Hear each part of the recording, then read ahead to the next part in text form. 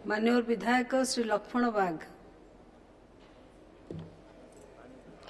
मान्यवर बाचस्पति महोदय, मु मान्यवर मंत्री जानिबा को चाहूँगी विगत 77 वर्ष स्वाधीनता परे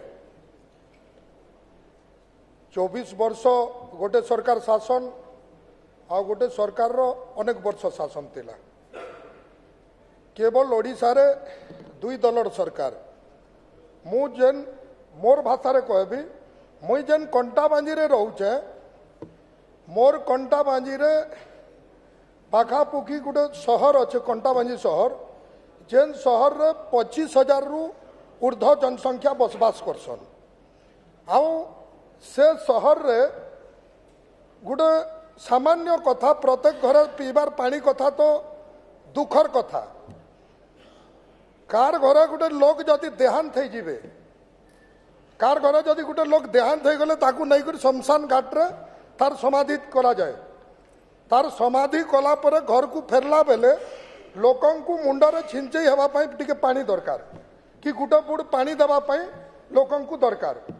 आज पर्यंत 77 वर्ष स्वाधीनता रे बड़ बड़ कथा कहउचन सरकार रो लोक माने विगत सरकार रो लोक माने कंटा बांजी प्रति आज पर्यंत टिके पीबार पानी ना टिके गाधवार पानी का कर नहीं न तार प्रति मुझे अनुरोध करूचे मोर सरकार को केवल आमर सरकार तो आसीछे एबे निश्चित भाव रे ध्यान देबे। तापरे अंचल तुरेकेला बंगमुंडा एवं मुरीबाहाल ब्लॉक प्रत्येक गाँव रे घर घर जल घर घर नल नारे पानी सुजोग दिया जाइतिला। आ विगत सरकार रो लोक माने ताकू परिचालना करौतिले। आज पर्यंत कौनसी गाँ को ना पीबार पानी अच्छे ना कौनसी लोग कोई प्रकार व्यवस्था दिया जाइए।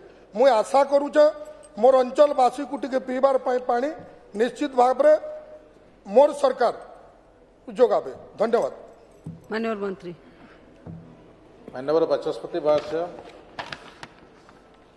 माननीय विधायक जो उद्वेग प्रकाश कर निश्चित भाव में बलांगीर जिला पानी संकट आम आगु जाचु मरुड़ी प्रपीड़ित अंचल ये भी ओडिशार समस्त जनसाधारण जानिछंती किंतु जो पीवा पानी पे उद्वेग प्रकाश करुछंती एठारे तांकर अवगति निमंते कहीदेवा चाहे कि हाउस रो अवगति निमंते कहीदेवा चाहे जेते बेले एग्रीमेंट करागला एग्रीमेंट करवा बहुत लेट होइछि।